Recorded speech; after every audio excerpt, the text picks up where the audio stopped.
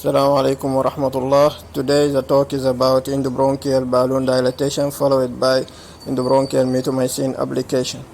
Bronchial stenosis can be caused by prolonged intubation or surgical anastomosis or infections such as tuberculosis or inflammatory secondary to vaginal granulomatosis or sarcoidosis or malignancy or idiopathic or secondary to radiation. Balloon endobronchial dilatation can be performed either with flexible or rigid bronchoscope. The flexible bronchoscope is used for distal airway and rigid scope for proximal airway. Endobronchial balloon dilatation should be done under general anesthesia because if awake sedation and patient cough during cough, if the balloon inflated, endobronchial laceration will occur. If flexible bronchoscopy used, should be either through rigid bronchoscopy or through endotracheal tube. No place for awake sedation. The balloon designed for endobronchial dilatation is made up of silicone and require high inflation pressure.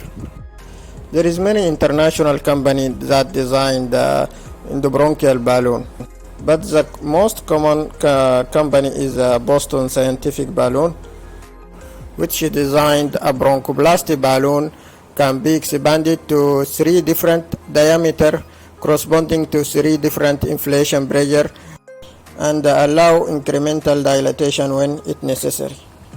This is Boston Scientific Balloon showing 3 different diameter corresponding to 3 different pressure and have 2 openings. The white one is for guide wire and the black one is for pressure device.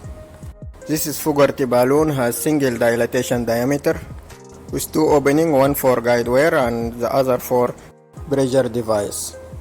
To deliver appropriate and sustained inflation pressure without causing the balloon rupture, a calibrated high pressure syringe with a 3-way lock design is required to carry out the procedure.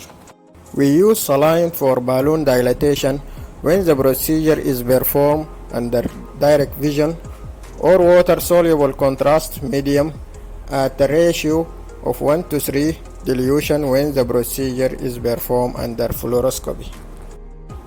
When used, contrast material is diluted to reduce lung injury in the event of inadvertent balloon rupture.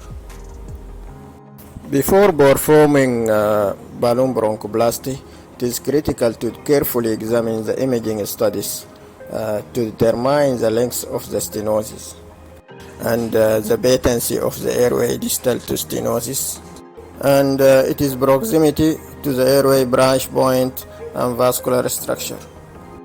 Always remember it is very important to position the catheter approximately 1 centimeter of the balloon to be visible proximal to stenosis. And if the balloon placed too proximally or too distally, it will tend to slide out of the stenotic region in the respective direction upon inflation. Once proper balloon position is confirmed endoscopically, the balloon is inflated using a pressure syringe. We usually perform inflation for 1 minute to every single diameter and repeat inflation 2 to 3 times at the appropriate atmospheric pressure designed by the manufacturer before stepping up to the next inflation diameter. This case was in Malaysia during my stay there. It is airway stenosis secondary to pulmonary tuberculosis at 2 levels in the main trachea and in the left main bronchus. Patient was known case of pulmonary tuberculosis, received treatment and complicated by airway stenosis. The airway distal to stenosis is patent. Tracheal dilatation by balloon started from 6 mm in diameter, followed by serial larger diameter balloon inflation. Every dilatation diameter inflation it takes 2 minutes before deflate. Then repeat same inflation diameter for 2 to 3 times before stepping up to the next dilatation diameter.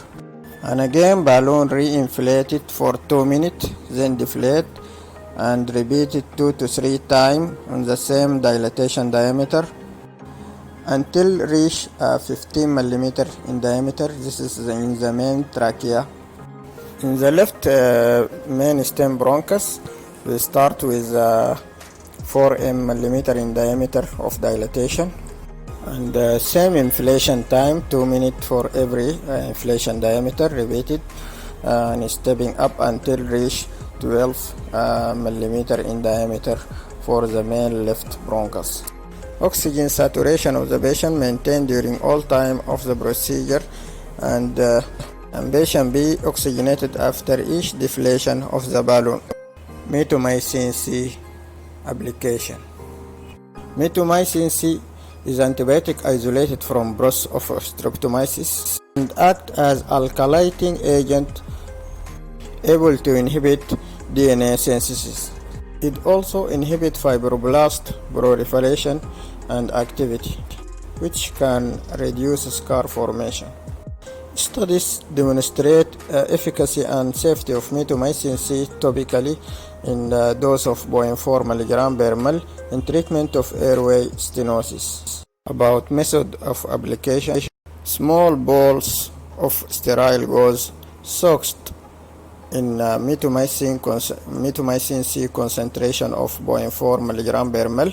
Then every gauze ball irrigated for 2 to 3 minutes in the dilated endobronchial airway, and brush the entire endobronchial mucosa by the soaked gauze to facilitate mitomycin C absorption. Topical mitomycin C appears to be a useful adjuvant to endoscopic treatment for tuberculosis-related airway stenosis. And also application of topical mitomycin C at 0.4 mg per ml concentration seems to be associated with good result as adjuvant after bronchial dilatation management and maintain lumen diameter. It also decreases the recurrence rate of stenosis and decreased need for stent application. Also, topical mitomycin C application be beneficial in modulation of wound healing and in the decreasing scar formation in the treatment of airway stenosis secondary to granulation formation as a result of inflammation such as Wegener granulomatosis or tuberculosis or even malignancies. After procedure finish, flexible bronchoscopy repeated by 2 weeks to 1 month, and serial bronchoscopies may be needed to follow up the endobronchial diameter stabilization. Even after mitomycin C application, if stenosis recurrent again, endobronchial balloon dilatation can be repeated 2 to 3 times. Before decide to insert silicone stent for 1 or 1.5 year, and then remove it in such benign condition. The endobronchial balloon inflation, other than stent deployment and endobronchial dilatation, is also used for tamponade the bleeding, and also to deliberate airway occlusion and foreign body removal. Finally, thank you for listening and watching the video, and hope all of you are safe during this hard time of our country. Wassalamu alaikum wa rahmatullahi wa barakatuh.